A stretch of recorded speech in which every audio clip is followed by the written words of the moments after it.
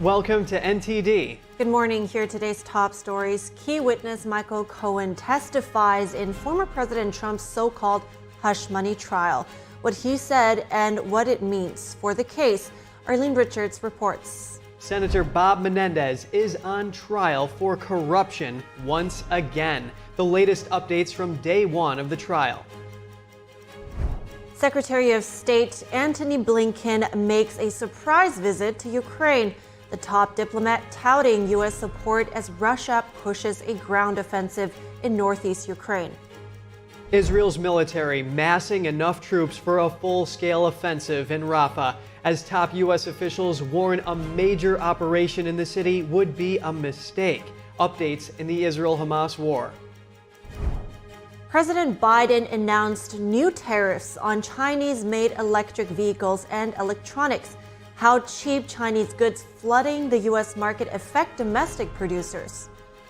And for the first time ever, two skydivers sailed through London's famous Tower Bridge. See the exciting event caught on video.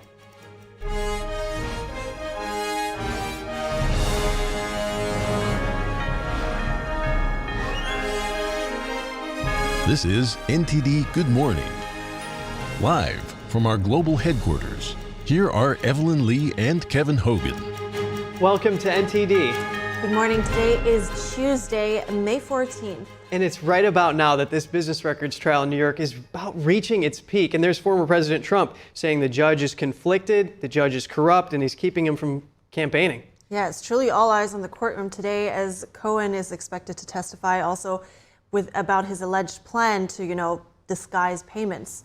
Oh, yeah, you're talking about that alleged meeting at the White House with him and Trump. Yeah, that's going to be a big reveal if it does happen. And also, there's going to be some stiff cross-examination of Cohen expected, too. Yeah, big deal today. Michael Cohen takes the stand, a once fiercely loyal attorney to former President Trump, but now a frequent and vocal critic. Cohen is expected to help the prosecution show the jury that Trump falsified business records to cover up a damaging affair.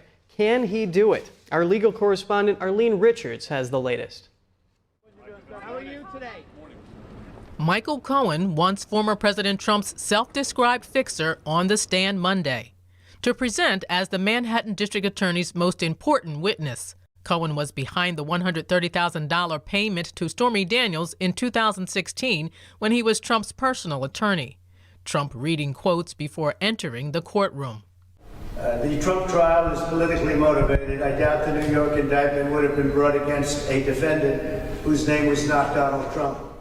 Cohen testifying about a so-called catch-and-kill scheme to protect Donald Trump from negative stories ahead of the 2016 presidential election.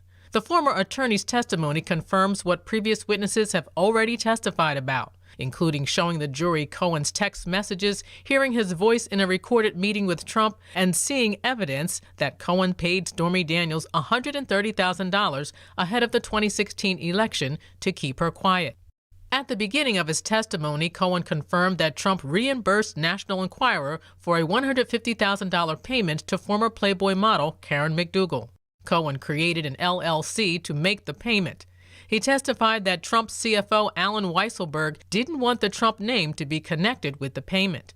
When asked about the $130,000 payment to Stormy Daniels, Cohen said his former boss was more concerned about the campaign than his wife Melania, which Trump has repeatedly denied. Cohen said the Access Hollywood tape was catastrophic to Trump's campaign, but that Trump told him to push the payment out as long as you can past the election.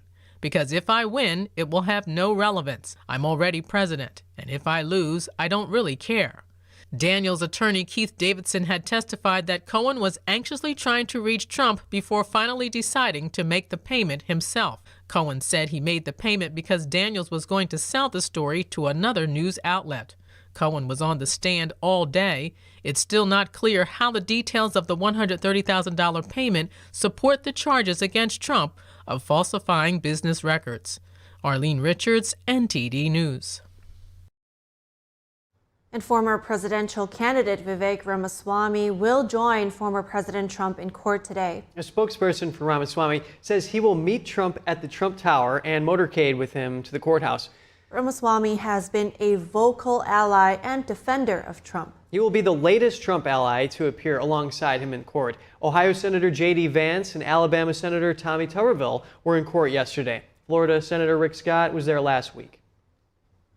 And let's unpack testimony by Michael Cohen with Jonathan Houlihan, the General Counsel and Director of Legal Operations at Citizens Defending Freedom. There you are, Jonathan. Thanks for being with us this morning. Did anything from Cohen's testimony aid the prosecution? From what I saw, it just was a continued train wreck. I mean, Michael Cohen has walking bias. He has walking credibility issues. He didn't offer any testimony that would prove the elements of the case reasonable to find a verdict of guilty beyond a reasonable doubt.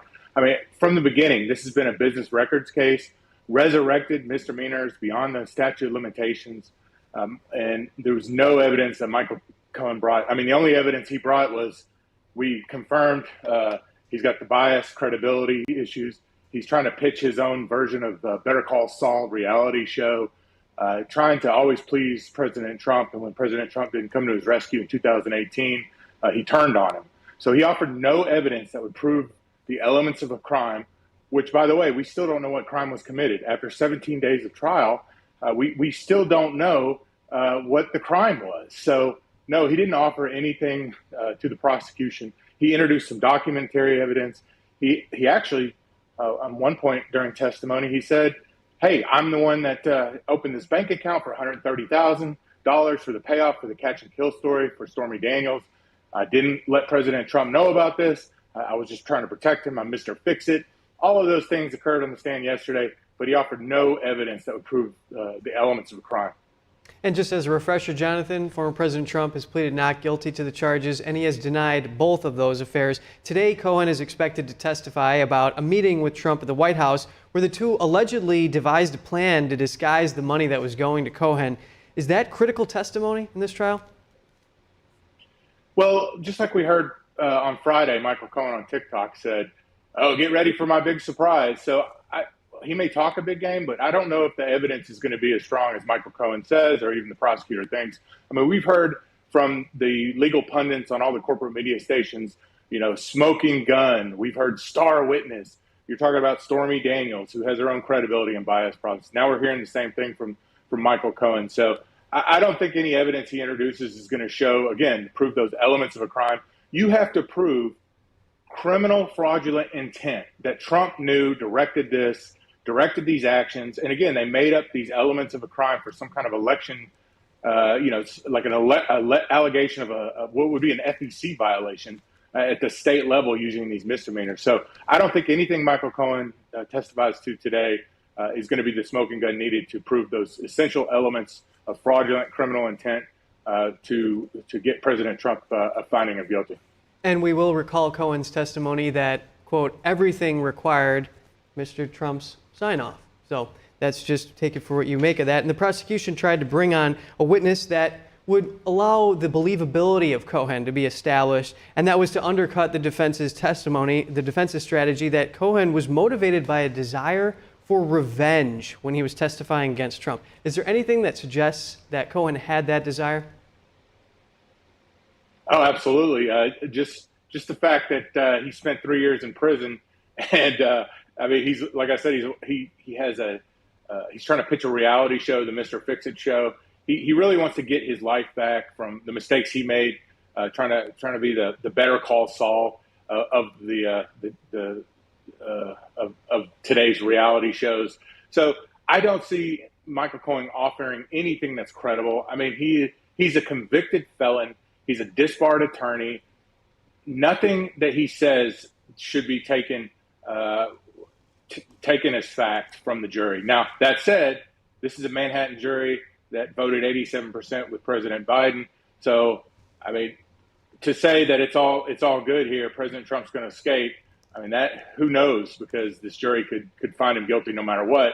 I think the important thing is the Trump defense team has established a record. Whether they get a directed verdict, they request a directed verdict because the elements of the crime have not been met, or whatever it's called under New York criminal procedure. And they also create a record so that can be flipped on appeal. So I don't think anything Michael Cohen presents is going to be seen as credible. it's going to be seen as fact, and hopefully the jury sees it that way as well. Oh, well, thanks for weighing in this morning. Jonathan Houlihan, General Counsel and Director of Legal Operations at Citizens Defending Freedom. Thanks for having me on. Secretary of State Antony Blinken arrived in Ukraine earlier today in a surprise diplomatic mission. Blinken touted U.S. support as Russia pushes a new ground offensive in northeast Ukraine.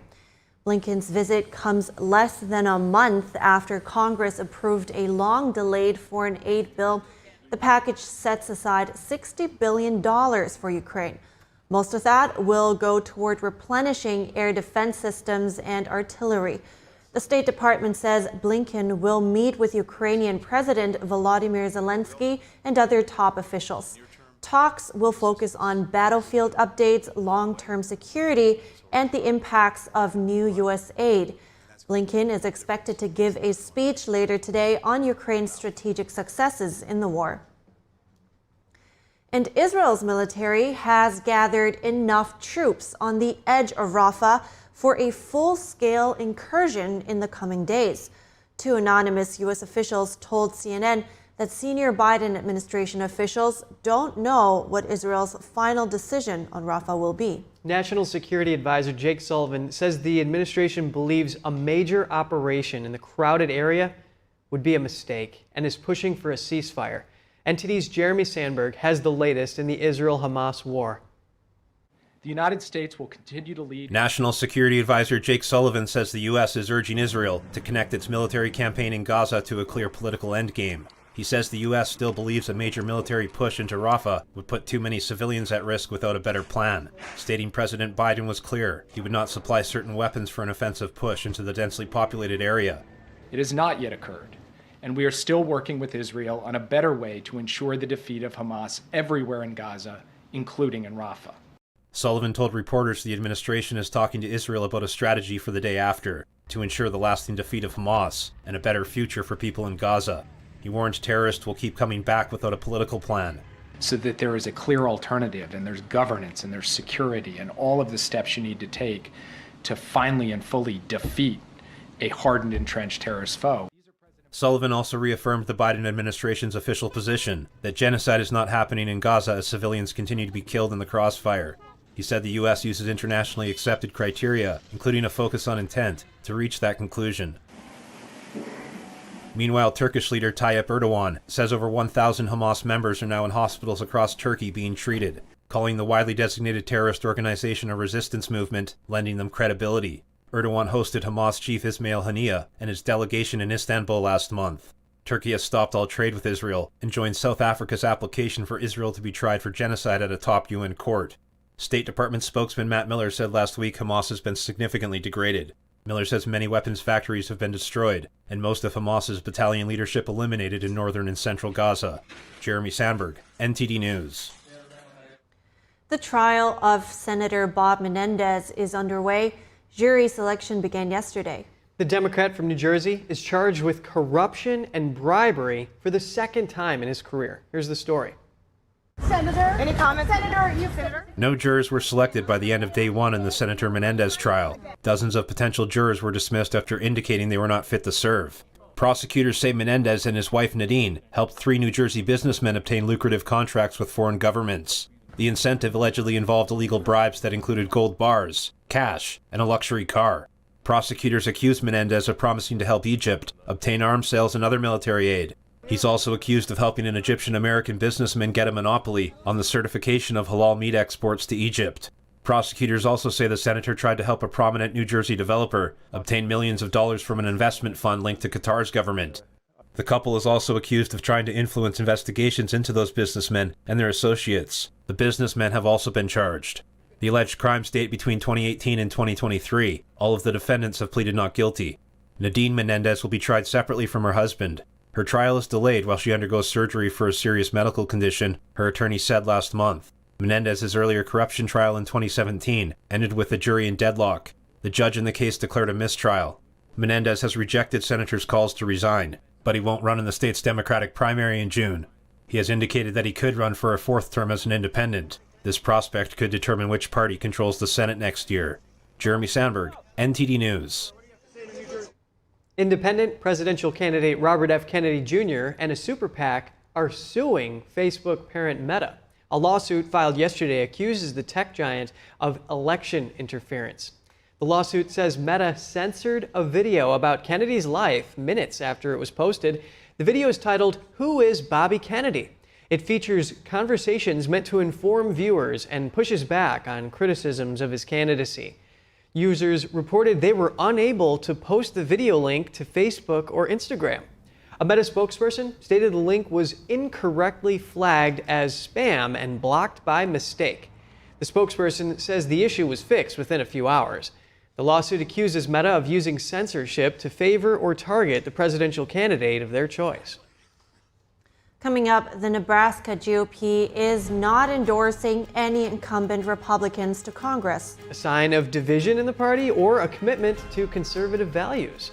In possible fallout from anti-Israel protests, the University of North Carolina says money earmarked for DEI, that's diversity, equity, and inclusion, could be better used for public safety. Get that story coming up.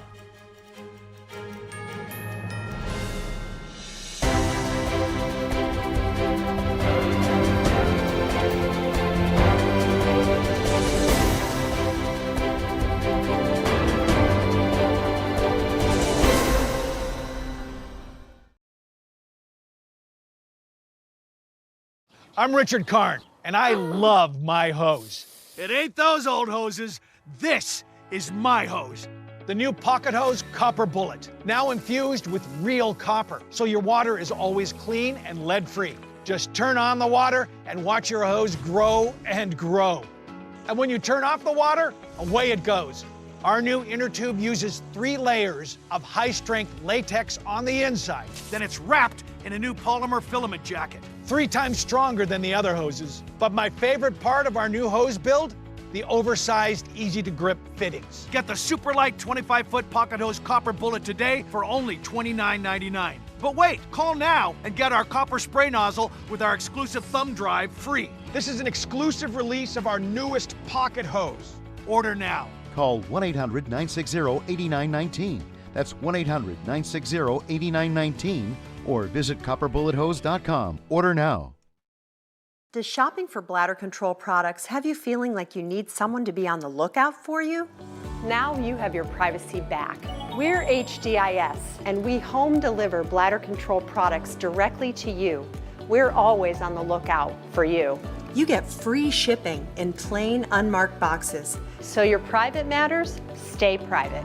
We understand how you feel. For over 35 years, we've delivered bladder control products to millions of Americans, just like you. You don't have to worry about incontinence any longer. Call now for your free product sample pack and over $45 in money-saving coupons. At HDIS, we're always in stock. We carry all brands in hundreds of styles and sizes. You'll be sure to get what you need, guaranteed. For your free sample pack with your free catalog and $45 in money-saving coupons and free product samples, call 800-701-6159. That's 800-701-6159. People often ask, where's the best place in Korea to do business? Chongbuk Free Economic Zone, of course.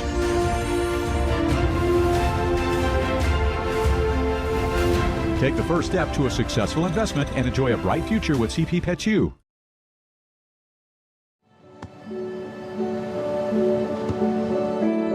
I don't remember how it started. Go to that. Our back and forth. It always came back. Dad! You probably don't remember what you told me. That was perfect. But I heard every word.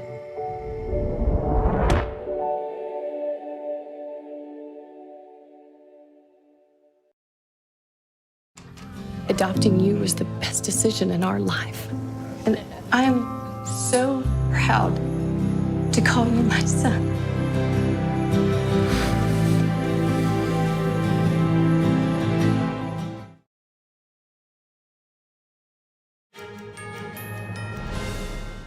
Welcome back. Nebraska's GOP is not supporting any incumbent Republicans for Congress this November. Instead, they're endorsing their primary challengers. Congressman Don Bacon will be seeking re-election without his party's backing, as will Senator Pete Ricketts and Congressman Adrian Smith, among others. Bacon is facing Dan Fry, who has positioned himself further to the right of Bacon. Bacon has called himself a common-sense conservative and says he's sad to see the division in the party.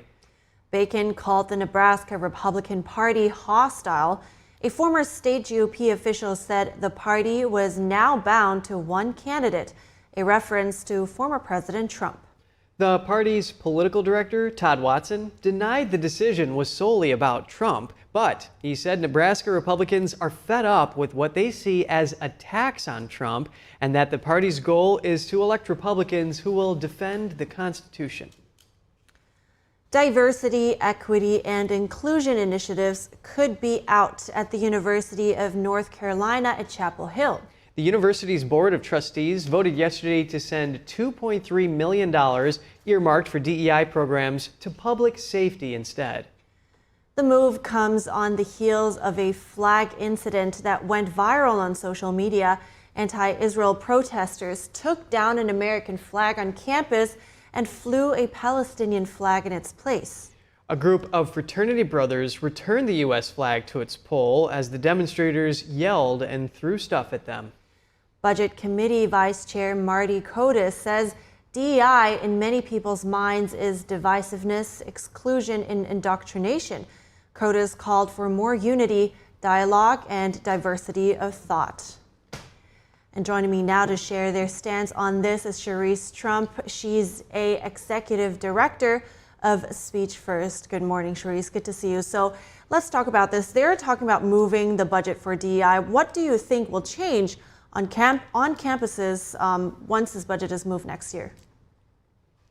Well, this is an excellent move by the Board of Trustees at UNC Chapel Hill, and I hope that it picks up on other campuses as well, especially in the light of what's been happening on campuses with regards to the amount of rioting, protesting, trespassing, vandalism, and harassment that has been taking place by these pro-Gaza rioters and protesters. And so the goal here is to increase safety on campus for all students. What has happened is the schools have become abundantly aware of the fact that they have lost control of their student body and of their campuses. They cannot protect their students. They cannot protect the campus themselves. And so what's happening is you're seeing a reaction out of the Board of Trustees saying, no, we need to actually focus on this. Right now we're spending millions of dollars on initiatives like DEI that instead encourage students to behave like this, encourage them to be social justice warriors, and that ultimately pushes them into this kind of behavior that destroys the campus. Right, and there are obviously different arguments on this issue. So one side says DEI creates a more welcoming environment and an even playing field, while the other side argues it discriminates against non-minorities, so to speak, and suppresses free speech. Now, can you please expand on why it suppresses free speech? And would you agree with Marty Kotis that it creates divisiveness, exclusion, and indoctrination? Absolutely. At our organization, Speech First, we litigate against universities that have policies that specifically target students' constitutionally protected speech and discipline them for their speech. And most of these policies that we've found, like bias reporting systems, harassment policies that are weaponized, come out of these DEI departments. It has become very clear over the years that diversity, equity, and inclusion's sole purpose is actually to push a very far left neo-Marxist ideology that has been focusing on dividing students into groups based on their immutable characteristics such as race and sex, and pitting them against one another, making them look at each other through the lens of oppressor and oppressed. And that creates such a division that the only way to control it is to put forward policies that actually control how people think, control how people speak and what they do. And it's very tyrannical and totalitarian on campus. And ultimately, we've seen that always come out of these DEI departments. So the idea of funding them, Marty Kotis is absolutely right. The funding that's going into these departments is funding a neo-Marxist ideology. It's a political agenda that is meant to push down onto students. And now we have seen actually across the U.S., states have increasingly issued bills that ban or restrict DEI initiatives. Corporate America seems to also have been turning its back more and more. So what do you think is behind this? I think a lot of people are becoming more aware of what actually is happening. You know, we released a report just last month on DEI course mandates for students to satisfy gen ed requirements. We found that 67% of campuses across the country mandate students take a course in this critical theory themed, indoctrination, which is focusing on race, again, white privilege, anti-racism, gender theory. These are all courses that on campuses across the country students to take in order to graduate. As this becomes more and more mandated, as the schools become more and more brazen with these initiatives, I think the public is starting to become resistant to it because they're realizing it's actually very counterintuitive to American principles and our foundational principles of, equality and, freedom of speech, freedom of religion. These are all things that are very fundamental to our core values. However, DEI, goes right into the face of that. And I think that's what a lot of people are starting to understand. Understood. Well, thank you so much, Sharice Trump, for sharing your stance on this. I appreciate it. Thank you. The Arizona Supreme Court delayed enforcement of the state's recently revived 1864 abortion ban. The Monday order allows for a 90-day stay requested by the state's Attorney General. Democratic Governor Katie Hobbs signed a repeal of the abortion ban on May 2nd, but the repeal will not be in effect until 90 days after the legislative session ends. The state's legislature is currently in session, meaning the abortion ban could come into effect for a brief period. The stay will be in effect through August 12th, so the Arizona Attorney General can consider a petition to the Supreme Court. Another stay could be filed again, according to the order. On Monday, the court also denied a motion from Planned Parenthood Arizona. The motion asked the court to stay the 1864 abortion ban until the repeal of that law takes effect. And stay with us, President Biden announcing new tariffs on Chinese-made electric vehicles, electronics, and more. We unpack the announcement with the host of Business Matters in a moment.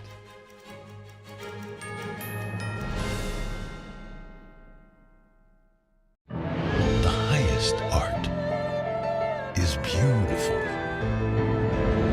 breathtaking, timeless,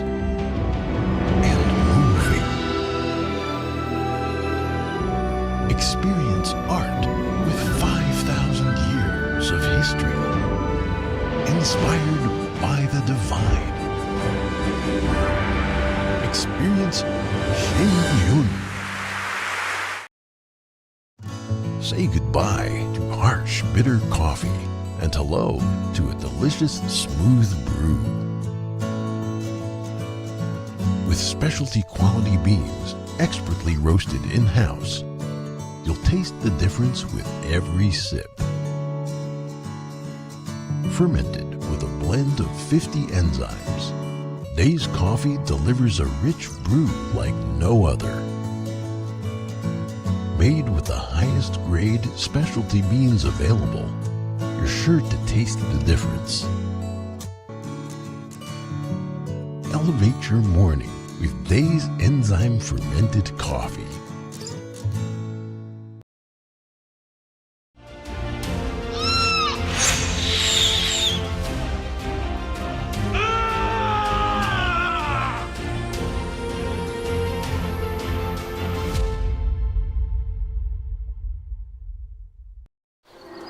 Do you know that Cars for Compassion is the best way to donate your car? Through this non-profit program, you can not only help us keep bringing the world independent and daringly truthful journalism, but also significantly impact the life of somebody who needs a vehicle. The Epoch Times fights misinformation and big tech censorship by being independent and unbound to advertisers. Every single contribution to Cars for Compassion is a powerful endorsement of our unwavering mission. All you have to do is go to carsforcompassion.org and let us know about your car, and we'll schedule a pickup time and email you a tax-deductible receipt. To do this, just click the link below, support truth, compassion, and hope. Donate your car right now at www.carsforcompassion.org.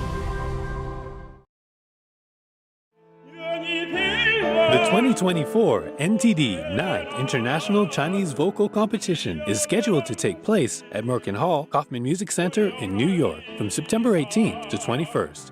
The competition specially invites vocalists from the world-famous Shen Performing Arts to serve as judges. The prestigious Gold Award is $10,000. Chinese vocal artists aged 18 to 50 are welcome to register.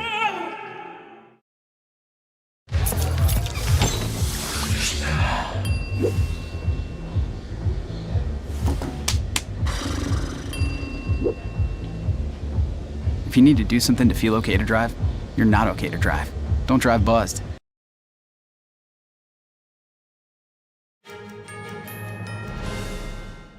Good to have you back. We have NTD's Business Matters host Don Ma with us now to give us the latest updates from the business world. Don, what's happening with China and EVs? Yeah, apparently a lot happening. So breaking this morning, President Biden, he announced new tariffs on Chinese goods, and a lot of them at that. So this includes EVs, semiconductors, batteries, solar cells, steel, and aluminum. The tariffs on EVs, it's going to quadruple here, increasing to 100% from the current 25%. And tariffs on solar cell imports from China is going to double here to 50%. And additionally, certain steel and aluminum products tariffs will more than triple to 25%. So the administration is also doubling tariffs on Chinese semiconductors to 50% here. Also higher tariffs on ship-to-shore cranes, critical minerals, and medical products. And these measures will raise tariffs on $18 billion worth in imports from China. So National Security Advisor Jake Sullivan said yesterday that the administration is concerned about China's unfair business practices that is harming U.S. workers and businesses. Yeah, and this is going to take effect in 3 months. And during that time, they're going to watch for any tit-for-tat retaliation from China. And the White House reportedly said that they're not looking to escalate this trade war here. They're just trying to protect parts of the U.S. economy that have been hit by disinvestment here. We're going to stay on China. President Biden has issued an order blocking a Chinese-backed cryptocurrency mining firm from owning land near a Wyoming nuclear missile base. What happened there? Yeah, so like I said, a lot happening on the front relating to China here. So yes, you're right. The White House yesterday gave a Chinese-linked company and its partners 120 days to sell property they bought near the base, as you mentioned. So the move comes as the United States has become increasingly concerned about the national security risks posed by Chinese-led purchases of American property, and this is near sensitive military sites. So the company in question here is called Mine One Partners Limited, which, according to the White House, is owned by Chinese nationals. So it is also forcing the removal of certain equipments owned by Mine One Partners, and this firm is also partly owned by the Chinese state. So the property is located within 1 mile of Wyoming-based Francis E. Warren Air Force Base. By the way, it is home to a part of the United States arsenal of intercontinental ballistic missiles.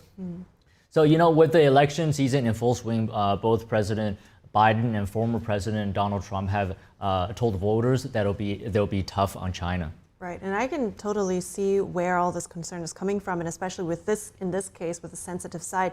Senator Scott had said that the CCP just can't be allowed to compromise security of military and government facilities here on U.S. soil. But let's take a look back at some stocks in the stock market. So GameStop shares, soared yesterday. Tell us what happened there. Yeah, on a less serious note, let's talk about how GameStop might be seeing a meme stock rally once again. So shares of the video game retailer GameStop surged nearly 75% yesterday. It actually went up to 110% at its peak, but then it fell back down. So this is after Roaring Kitty. This is a user on X. He returned after a 3-year hiatus from the app. So Roaring Kitty is an account associated with a social media franchise influencer credited with sparking the 2021 meme stock rally. So GameStop shares hit an 18-month high yesterday at $38.20 and were halted actually multiple times for volatility. And they posted their sharpest one-day percentage gain since January 2021. But despite the surge, there's really no fundamental change here in any of the companies, in any part of the company in this phenomenon. So it's unlikely that you're going to see a repeat of the meme stock mania that we saw previously for a sustained period of time. And this is really interesting, Don, because Keith Gill, the guy behind this whole meme here, he testified to Congress in 2021 that he was just a casual daytime trader and that he wasn't setting out to fan the flames of the GameStop frenzy here. Let's go to transportation. Major U.S. airlines are suing the U.S. Transportation Department. Why is that?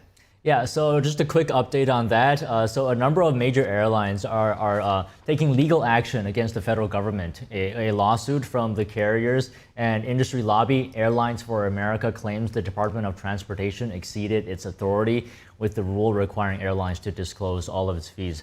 So the airlines involved here in the suit are Alaska, American, Delta, Hawaiian, JetBlue, and United. So Transportation Secretary Pete Buttigieg says the rule change benefits consumers overall, and the agency estimates that travelers would save $500 million annually. But, you know, Airlines for America, the lobby group, in a statement says the new DOT rule change will complicate, actually, the ticket buying process. It calls it an alleged attempt to, quote, regulate private business operations. On the other hand, Southwest Airlines, which expressed support actually for the provisions in the U.S. DOT proposal, did not join the lawsuit. Yeah. Well, that's interesting, but maybe not too surprising that there is some pushback happening now. Well, I really appreciate your insights today, Don Mao, host of Business Matters. Thank you. Thank you. Going to break here. Could artificial intelligence influence the upcoming elections? San Francisco city leaders are worried and want to put safeguards in place. The UK dealing with their own immigration crisis with people coming into the country on small boats. We take a look at what's going on with NTD's UK correspondent.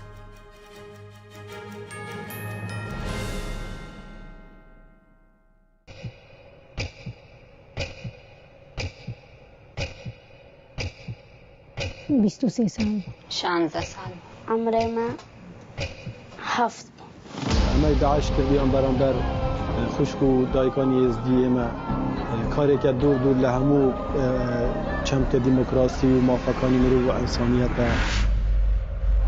او بارو خی که است های به تایبت ایران خوشبوریا بشه که دگرت و با حالانه که اداره اوباما کرد ریم بو او 7 روز من بو و داعش ذکر تامبون كرا قوتينيز قريا بما متشكر بهر فيدان نبو باوان رحم نبو قدامنا سؤالان من خادران نزر باوان نرستم بس منا قو بس ناش بيجوش باش.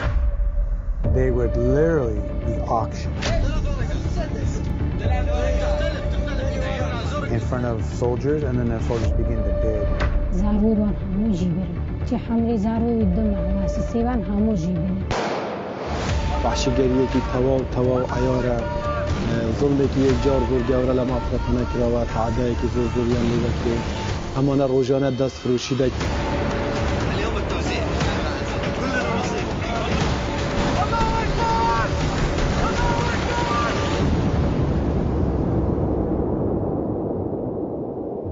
Imagine being a child, you know, having a child mentality and these evil people come and wheel you away from the only safety you've ever known.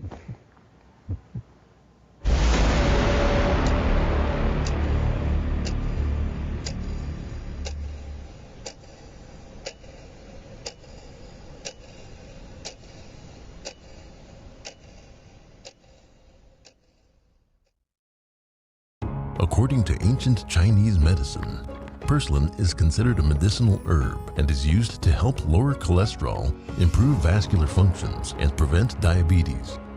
Perilla seeds can nourish the lungs and spleen. It is used to treat asthma and improve pulmonary functions. Puritang green vegetable omega-3 is made from purslane and perilla seeds from Hwangmae Mountain in South Korea. It contains over 90% of omega-3, 6, 7, and 9. The highest concentration possible without chemical additives. The soft gel is made of natural seaweed. It is 100% organic and vegan. Both adults and children can take it with peace of mind. Ancient recipes were passed down from heaven to bring prosperity and longevity. Puritang green vegetable omega-3.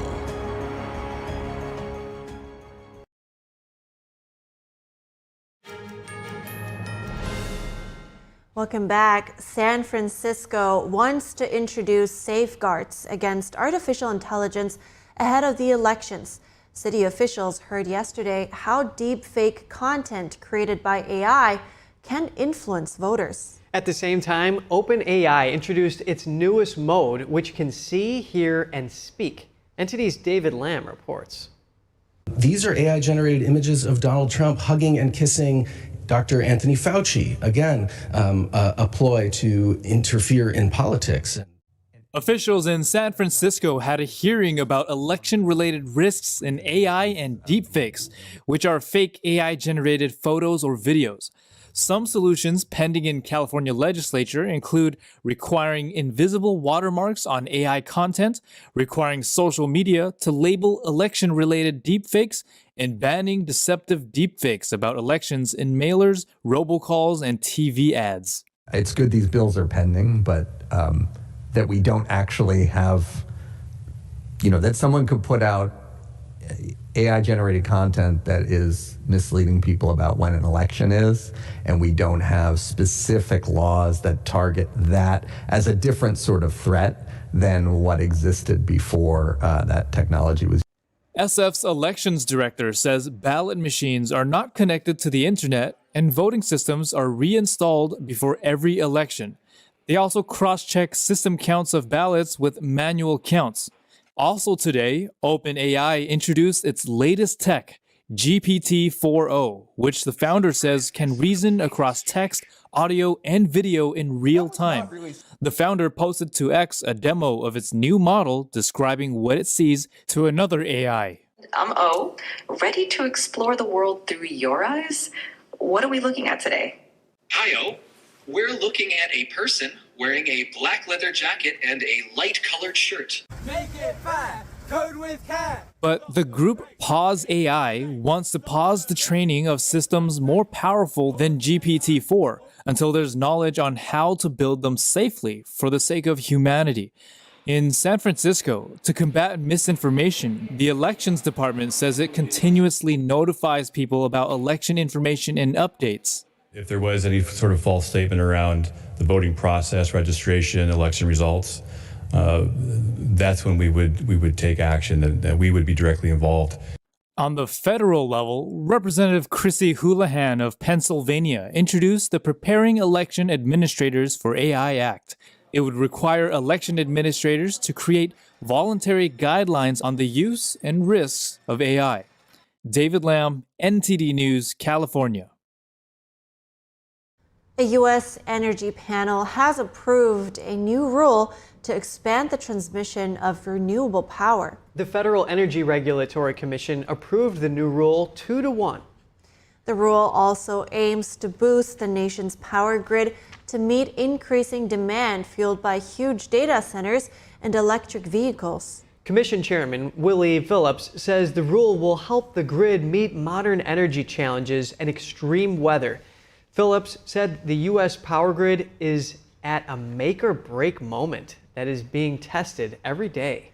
The dissenting vote on the three-member panel opposed the rule, calling it a gift to solar and wind power operators. Republican Mark Christie said the new rule fails to protect consumers and ensure reliable, low-priced power for American homes and businesses. Let's get to the border now. A group of illegal immigrants were caught attempting to cut through a border fence in Texas. Border agents drove them away from the fence using pepper spray.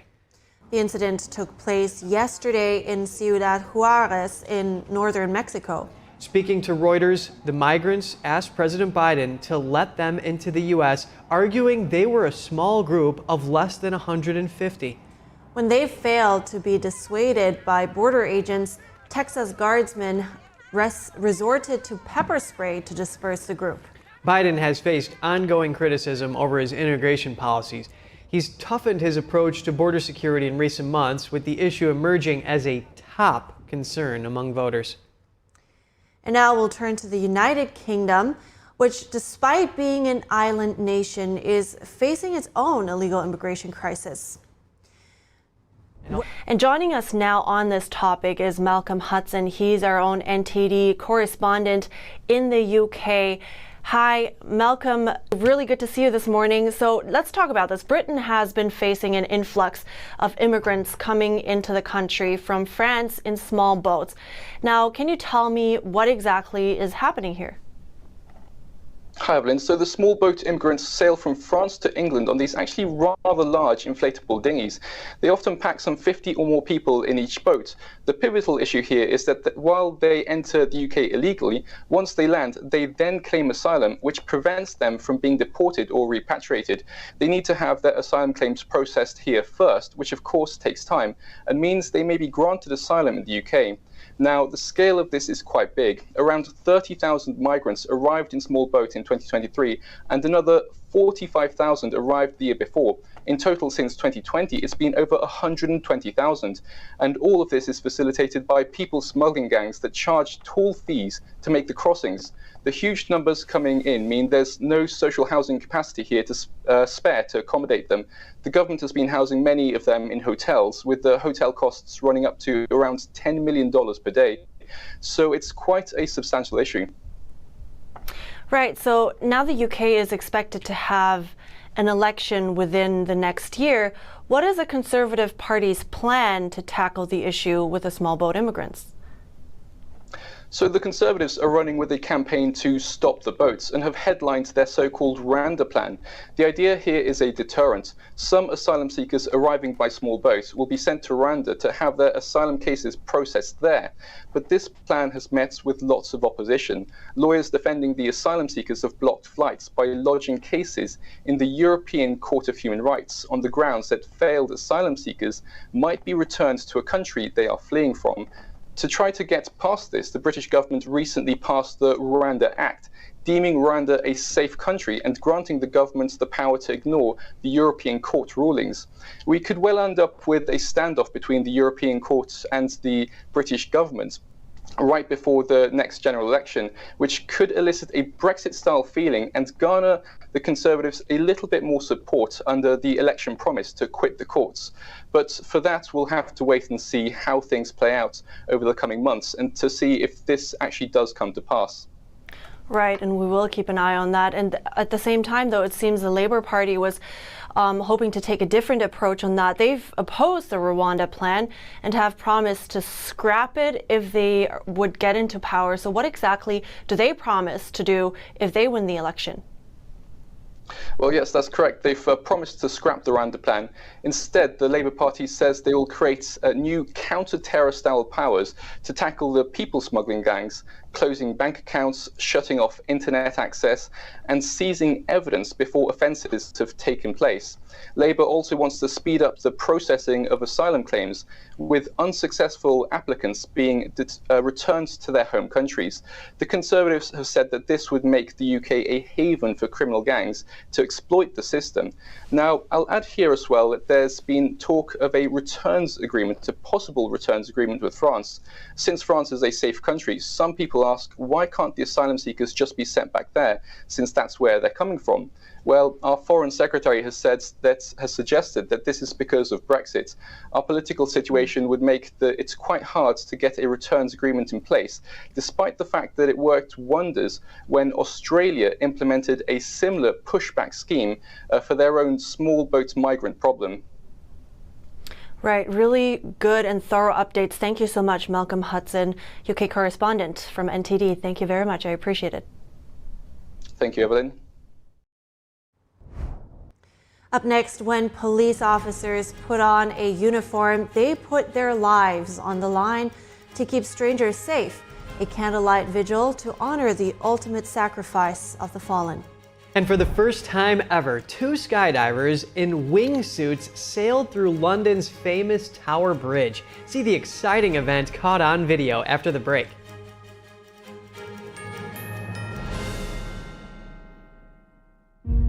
Hi, I'm Tim Che, the director and writer of The Firing Squad. You can participate in our Million Souls campaign, inviting everyone you know to Jesus.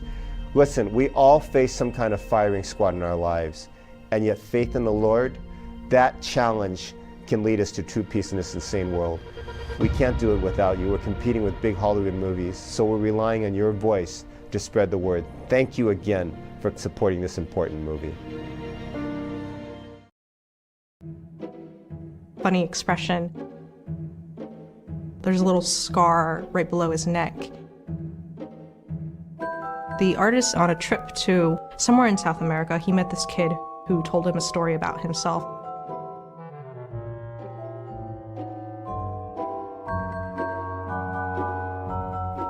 The technique is really good.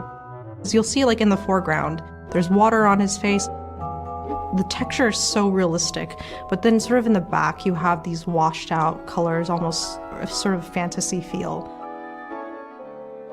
The whole of the picture is very balanced, and you still get that sense of harmony and warm light from it. The artist, he was really moved by the child's spirit.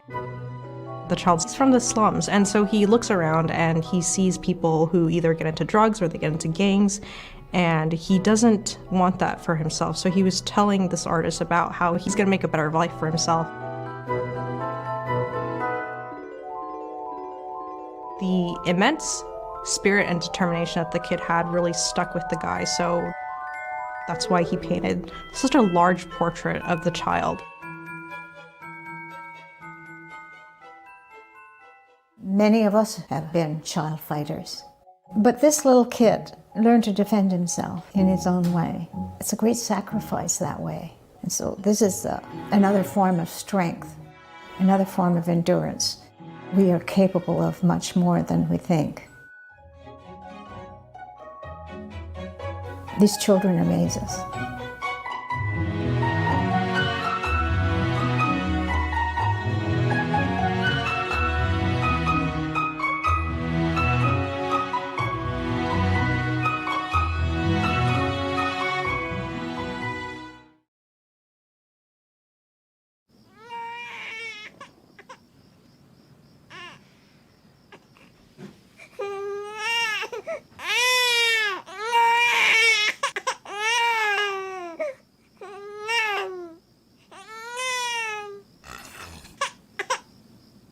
If you love them enough to suck the snot out of their nose at 4 a.m., then surely you'll check nhtsa.gov/the right seat to make sure they're in the right car seat.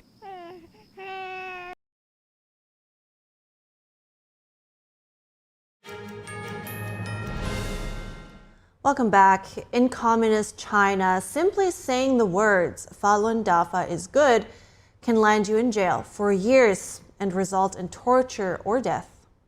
But in New York, a banner saying just that was flown above the Hudson River for hours yesterday over the Chinese regime's consulate. The declaration, Falun Dafa is good, has become a symbol of defiance against CCP persecution still ongoing in China today.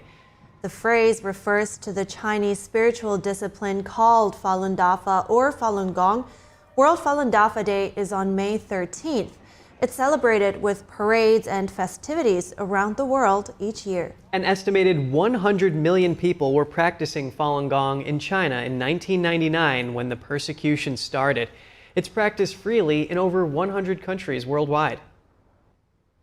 It looks like a simple banner, but then you put it into context and it's such a big deal that they can fly it here, and they did it above the Chinese consulate, which is a great move. Yes, exercising their right to free speech. And we mentioned how there's 100 million people practicing in China. Well, actually, a Chinese official told media outlets that the then premier of China said that Falun Gong was helping so many people improve their health that it was actually reducing the burden on the country as it was developing.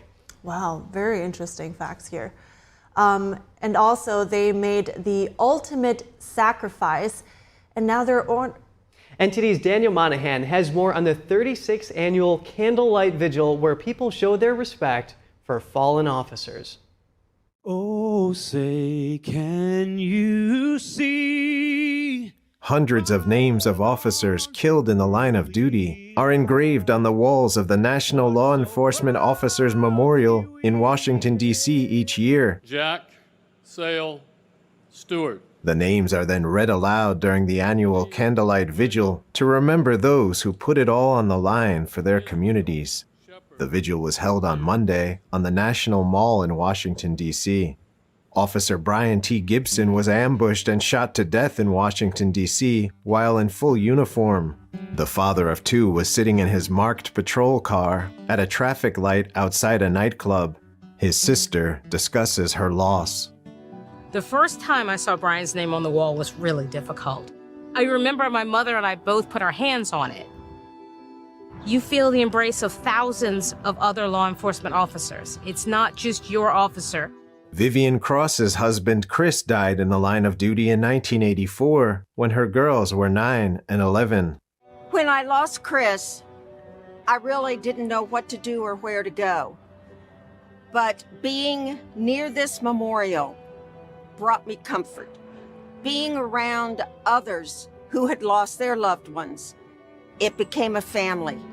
Lieutenant Steve Troiano lost a fellow officer as a result of the terror attack on the Pentagon. We lost Harvey to 9/11 related cancer. It changes everything when it's someone you knew.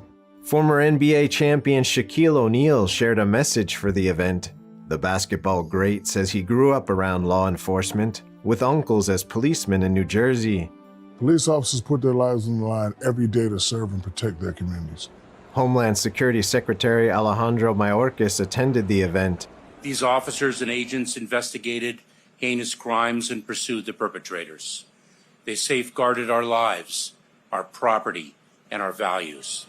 Attorney General Merrick Garland was on site to visit the National Law Enforcement Officers Memorial. 282 fallen officers in total were honored during the Candlelight Vigil on Monday. That brings the total to 24,067 officers' names engraved on the memorial. The event is part of National Police Week, observed on May 13th each year. Daniel Monahan, NTD News.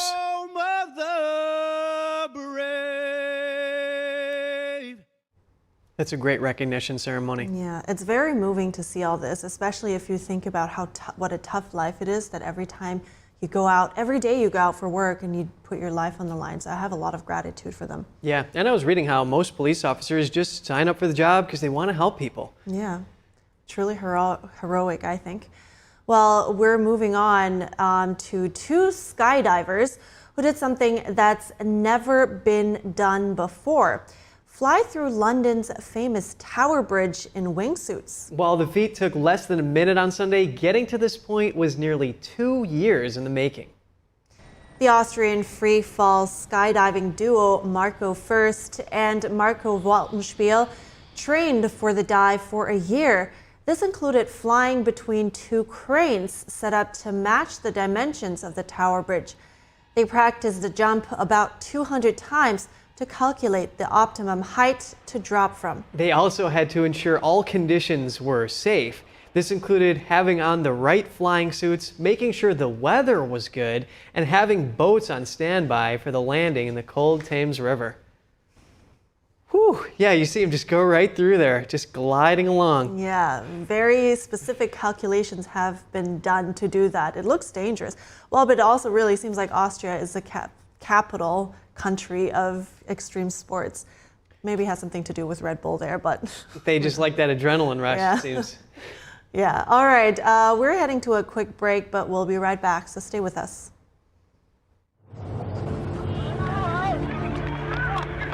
There are real consequences to controlled media.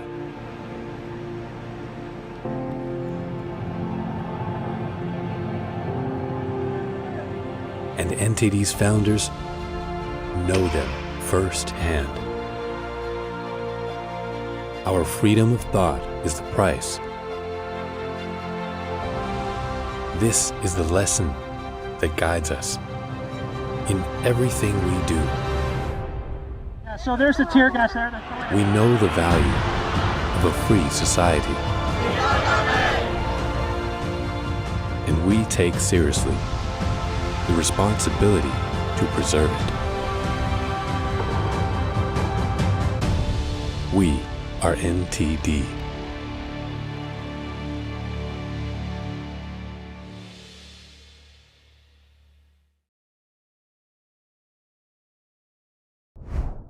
Welcome to NTD. Good morning. Here are today's top stories. Secretary of State Antony Blinken makes a surprise visit to Ukraine.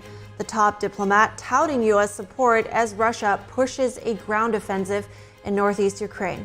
Israel's military massing enough troops for a full-scale offensive in Rafah, as top U.S. officials warn a major operation in the city would be a mistake. Updates in the Israel-Hamas war. A trial expected to last weeks kicks off, involving corruption allegations against Senator Bob Menendez. Charges include taking bribes in the form of gold bars in exchange for aid and weapons to a foreign government. Analysis on jury selection and the case overall. Michael Cohen takes the stand in former President Trump's so-called hush money trial, what he said and what it means for the case. President Biden raising tariffs on Chinese-made electric vehicles and electronics.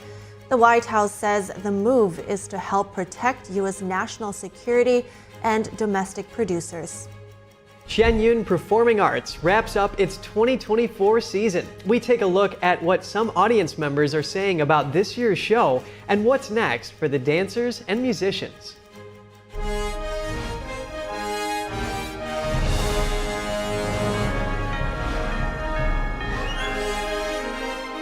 This is NTD Good Morning.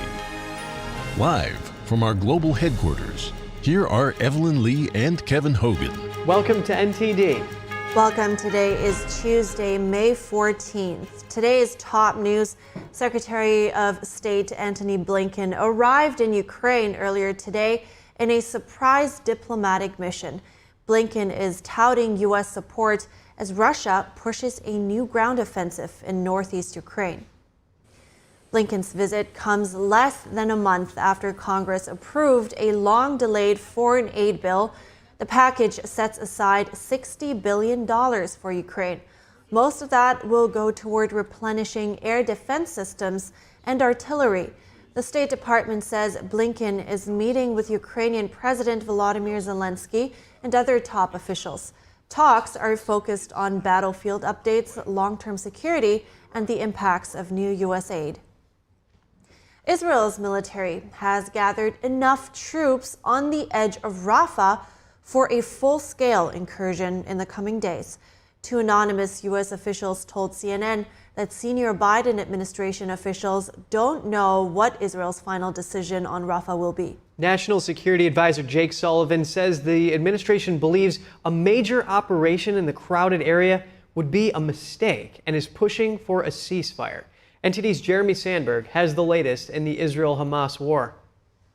The United States will continue to lead. National Security Advisor Jake Sullivan says the U.S. is urging Israel to connect its military campaign in Gaza to a clear political endgame. He says the U.S. still believes a major military push into Rafah would put too many civilians at risk without a better plan, stating President Biden was clear he would not supply certain weapons for an offensive push into the densely populated area. It has not yet occurred, and we are still working with Israel on a better way to ensure the defeat of Hamas everywhere in Gaza, including in Rafah. Sullivan told reporters the administration is talking to Israel about a strategy for the day after to ensure the lasting defeat of Hamas and a better future for people in Gaza. He warned terrorists will keep coming back without a political plan.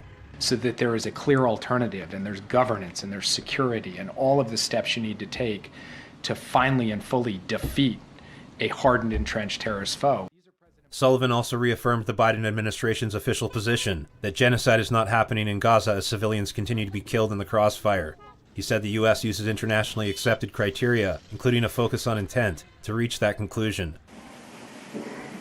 Meanwhile, Turkish leader Tayyip Erdogan says over 1,000 Hamas members are now in hospitals across Turkey being treated, calling the widely designated terrorist organization a resistance movement, lending them credibility. Erdogan hosted Hamas chief Ismail Haniyeh and his delegation in Istanbul last month. Turkey has stopped all trade with Israel and joined South Africa's application for Israel to be tried for genocide at a top UN court. State Department spokesman Matt Miller said last week Hamas has been significantly degraded. Miller says many weapons factories have been destroyed and most of Hamas's battalion leadership eliminated in northern and central Gaza. Jeremy Sandberg, NTD News. The trial of Senator Bob Menendez is underway. Jury selection began yesterday. The Democrat from New Jersey is charged with corruption and bribery for the second time in his career. No jurors were selected by the end of day one in the Senator Menendez trial after dozens of potential jurors were dismissed. Prosecutors say Menendez and his wife Nadine helped 3 New Jersey businessmen obtained lucrative contracts with foreign governments, allegedly involving illegal bribes that included gold bars, cash, and a luxury car. Nadine Menendez will be tried separately from her husband. Her trial is delayed while she undergoes surgery for a serious medical condition. Her attorney said that last month. For a dive into the start of Senator Bob Menendez's corruption trial, we bring in Joel Griffith, research fellow at the Heritage Foundation. Good morning, Joel. Thank you so much for your time. Has the jury selection process been difficult here? We saw no juries were seated on day one. What are the challenges in a case like this? Yeah, well, good morning. Thanks for having me. Yeah, jury selection process in this type of case is far more difficult than a typical case. And that's because when you're put on trial, thanks to our very strong protections in our Constitution, we need to be sure that this will be an impartial jury. And what that means is that you need to have members of the jury who will make an impartial decision regarding the guilt or the not guilty verdict of the defendant, but it needs to be based only on the evidence that's actually presented during the trial, and it has to be based in accordance with the judge's instructions. And in a trial like this, where we've had years of information related to Senator Menendez, related to the very damning evidence related to his public corruption, it is difficult as a jury member, even if you're trying to be impartial, it's very difficult to limit your analysis to the potential guilt of the defendant to only the evidence that is admissible in court. And that's why this process has been so difficult in determining who exactly will be on that jury. Understood, Joel. And Senator Menendez and his co-defendants there pleaded not guilty here. Even if he is acquitted, does Senator Menendez have a shot at securing victory as an independent candidate for that same office?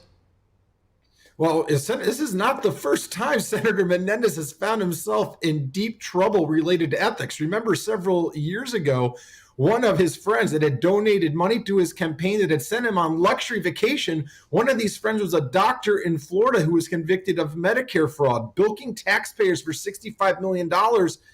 And Menendez won re-election. So he has shown this ability to continue to win re-election despite corruption. However, in this instance, this situation is even far more severe. If you look at the list of crimes that were committed, at the incredible amount of evidence that showed that he took bribes from foreign governments, that he took money from business people in order to rig the justice system, I think it's going to be far more difficult this time around for him to win re-election because these charges are far more severe and the evidence is far more overwhelming. Yeah, and some of these charges include allegedly that Menendez was helping to send this U.S. military aid and direct these sales to Egypt to benefit them here. Very serious. What's the defense going to have to do to fend off these allegations? I really believe it's going to be quite difficult because much of the evidence that has been gathered, it appears to me as a former lawyer that it was gathered in a constitutionally protected way. And one of the crimes that he's accused of, and there's astounding evidence of this, is that there was a businessman in New Jersey who obtained a monopoly from the Egyptian government to certify halal meat. And of course that for export to Egypt. And of course, halal meat is what observant Muslims need to eat if they want to be in accordance with the religion. Well, when you have a monopoly granted to one company in the United States, that means it's very much more difficult for other meat producers in the U.S. to service Egypt. It drove up costs. It harmed other American businesses. And it appears that Senator Menendez and his wife pocketed hundreds of thousands of dollars from that deal. Yeah, and well, Menendez is telling CNN this week that he's looking forward to proving his innocence there. So we'll have to see. How is this all going to affect the balance of power in the Senate? Well, we'll see what happens in the state of New Jersey. Because we know that it's quite a blue state. But perhaps this will actually jolt things up. It would not be unprecedented for someone who is a Republican to win in New Jersey. Of course, that happened only several years ago when New Jersey had a Republican governor. And I think we need to really keep the spotlight here on the fact that we have politicians like Menendez that are putting their own interests above that of the public. And in Menendez's case, this was criminal. And if proven guilty, he should go to jail. But there's so many other instances in which politicians are engaged in unethical behavior that is lawful. If you think of all these special interest groups that are pushing forward for renewable energy deals, for EV subsidies, for sugar subsidies, all of this is lawful, but it all harms the American people. And I hope that voters, not just in New Jersey, but across the country, will look into what their own senators are doing, not just the criminal behavior, but the lawful behavior that they're engaged in that is making all of our lives more difficult. Thank you for your analysis, Joel Griffith, Research Fellow at the Heritage Foundation. Thank you. Michael Cohen takes the stand, a once fiercely loyal attorney to former President Trump, but now a frequent and vocal critic. Cohen is expected to help the prosecution show the jury that Trump falsified business records to cover up a damaging affair. Can he do it? Our legal correspondent Arlene Richards has the latest. How are you today? Michael Cohen, once former President Trump's self-described fixer, on the stand Monday to present as the Manhattan District Attorney's most important witness. Cohen was behind the $130,000 payment to Stormy Daniels in 2016 when he was Trump's personal attorney. Trump reading quotes before entering the courtroom. The Trump trial is politically motivated. I doubt the New York indictment would have been brought against a defendant whose name was not Donald Trump. Cohen testifying about a so-called catch-and-kill scheme to protect Donald Trump from negative stories ahead of the 2016 presidential election.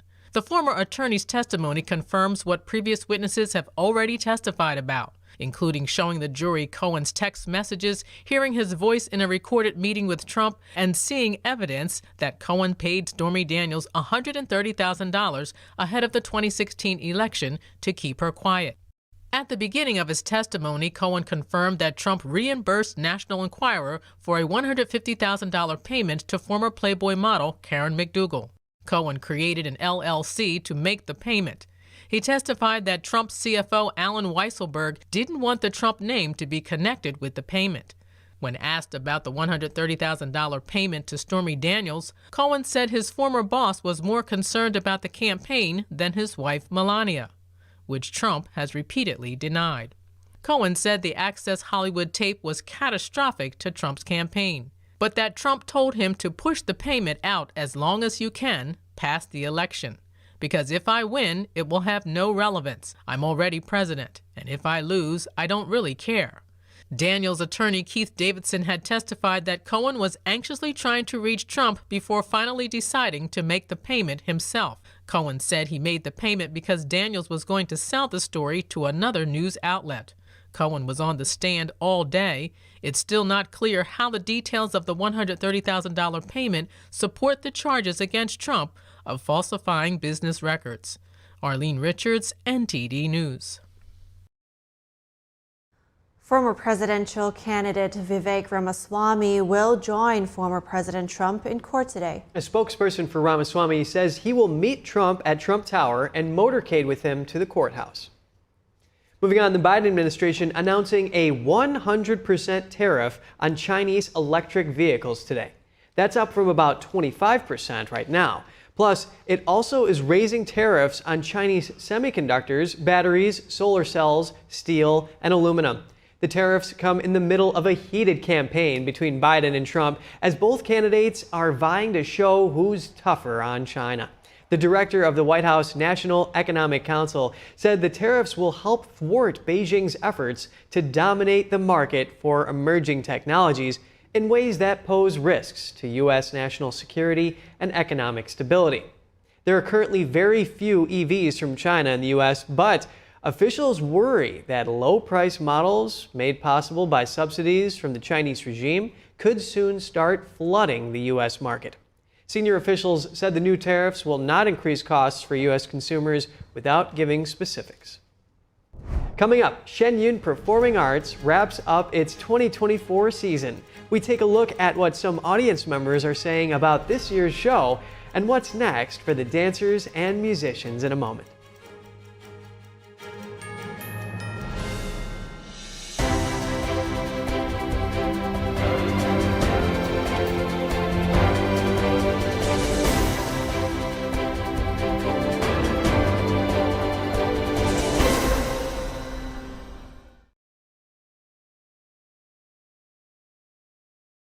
According to ancient Chinese medicine, purslane is considered a medicinal herb and is used to help lower cholesterol, improve vascular functions, and prevent diabetes.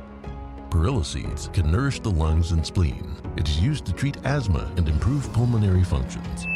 Puritang green vegetable omega-3 is made from purslane and perilla seeds from Hwangmae Mountain in South Korea. It contains over 90% of omega-3, 6, 7, and 9, the highest concentration possible without chemical additives. The soft gel is made of natural seaweed. It is 100% organic and vegan. Both adults and children can take it with peace of mind. Ancient recipes were passed down from heaven to bring prosperity and longevity. Puritang green vegetable omega-3. I was born into the wrong body. I was astounded by what they were teaching. Child Protective Services did show up at my house. Parents are fearful of losing custody of their children because they say the wrong thing. Risks? No risks. We got everything covered, I assure you, Mrs. Connors. They don't want anyone to know the truth. I can't stay quiet about this evil. It's destroyed my health. We're pushed into silence.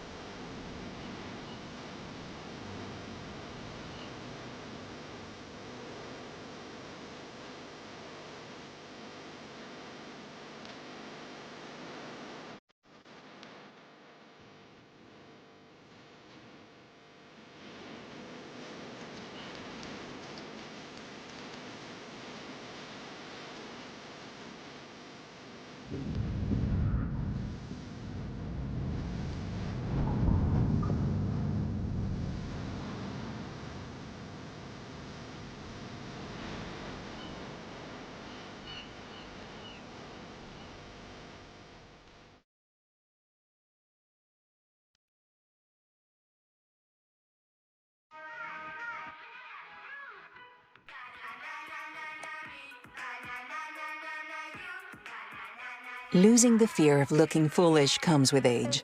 Who did you steal him from? Losing your way in your own home doesn't. Confusion with time and place may be a sign of Alzheimer's. Mom, are you okay? Yeah, I'm fine. Early detection gives you and your loved one time to plan for the future. Learn the warning signs of Alzheimer's.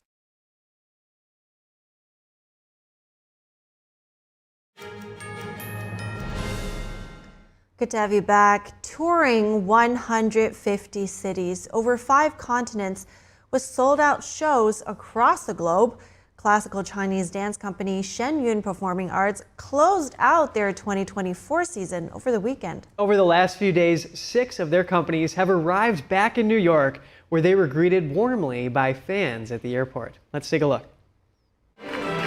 Over the weekend, Shen Performing Arts successfully concluded its 2024 global tour season. Between May 10th and May 13th, 6 of Shen's 8 touring companies arrived back in New York after finishing their final performances this year. Each company was warmly welcomed by fans at New York and New Jersey airports. Starting from December last year, Shen Performing Arts Company has toured in 5 continents, putting on a total of nearly 800 shows in 20 countries. In some cities, tickets were sold out months in advance. One Shen musician told us the secret to their huge international success. I believe the reason that Shen is so popular in both Eastern and Western cultures is that we present a universal principles of truth, compassion, and tolerance, and I think they're accepted all over the world. A Shen dancer also shared with us how the performers were able to withstand the enormous mental and physical demands of their busy schedule. This year we had some really intense schedule. We were in France and we had 6 days, 8 shows for a whole month. Every week was like that. And a lot of times your body almost can't keep up. The meaning behind our show really emphasizes Falan Dafa. And so Falan Dafa really helps us calm down and heal our body when we meditate. On the other side, a Shenyang fan told NTD what her experience had been sitting in the audience. When I saw the show in person for the first time, as soon as the curtain rose, tears just streamed down my face uncontrollably. It was extremely awe-inspiring, exceptionally beautiful. This is true traditional Chinese culture. This is the image of China that the world should see. I want to say thank you to them. Thank you for spreading such a good cultural legacy to the world. Shenyang artists will spend the next few months preparing a brand new program for audiences next year. In the meantime, fans can follow Shenyang's official website or the Shenyang Creations video platform to see latest updates from the artists. NTD News, New York. Wow, that was such a sweet welcome.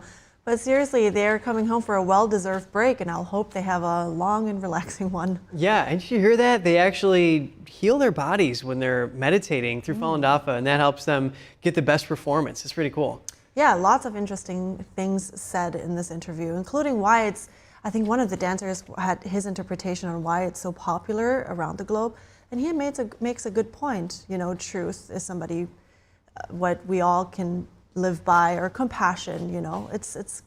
I can totally see that. Yeah, and meanwhile, the Chinese regime is just doing everything they can to sabotage their performances, like even slashing their tires, like sending their goons out to do that. That's right. Just because they don't want the world to know what human rights abuses are happening in their borders at their watch. That's right, and the better, as a Chinese person that grew up in the West, I'm very grateful that somebody shows the beautiful side of China, and that it's not just, you know, what a lot of people now have, you know, in their minds, what comes to mind is the CCP and all the evil that is being done. Right. It's not just that. And why are they so popular? Theater goers say Shenyang brings the authentic culture of China before communism to the world. Let's hear what some audience members had to say. What I really like the most is that we were able to see through the veil of communism to the beauty that is China.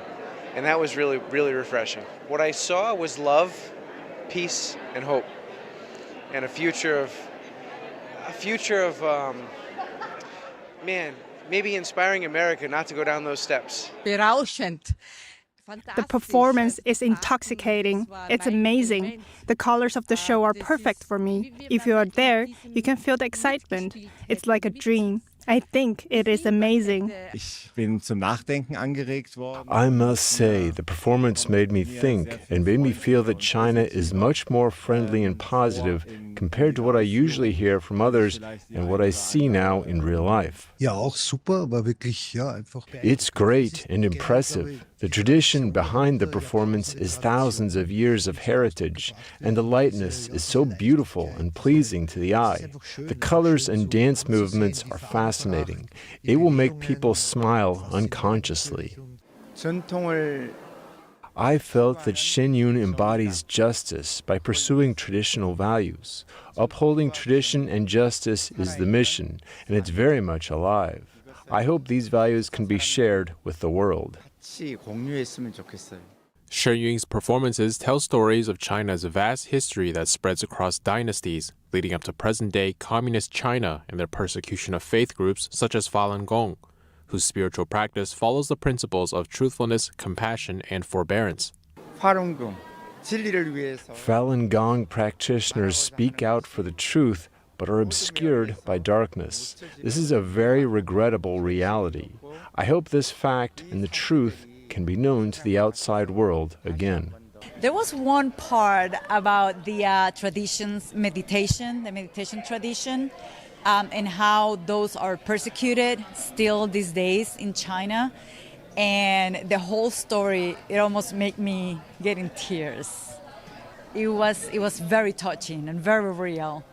Audience members also took home universal values from the performance, such as freedom, hope, and choosing goodness. Well, the storyline shows achieving in the face of adverse situations, not being cowed by evil authority, many storylines that are important to me.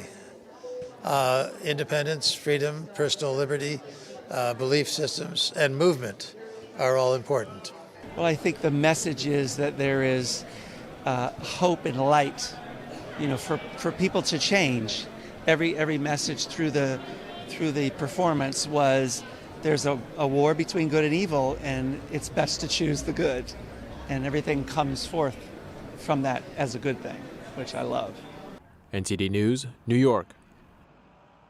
And you can follow Shenyun's official website or shenyuncreations.com to see the latest updates from the artists. Yeah, and we've seen the Chinese regime pressure countries like South Korea through their economic means, saying, you just shut down this show or else we're going to punish you with that. And then, there's a piece in The Hill that says that they were doing that, and this just shows how the Chinese regime is just very insecure about its own self-proclaimed legitimacy to govern the Chinese people.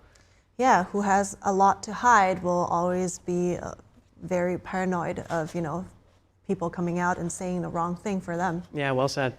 All right, we have to wrap up our show right here, but be sure to stay tuned for NTD's News Today broadcast at 10 a.m. Eastern Time. That's coming up. And for round-the-clock original news coverage, visit us at ntd.com or download our NTD app.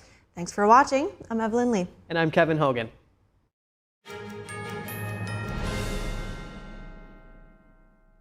The highest art is beautiful, breathtaking,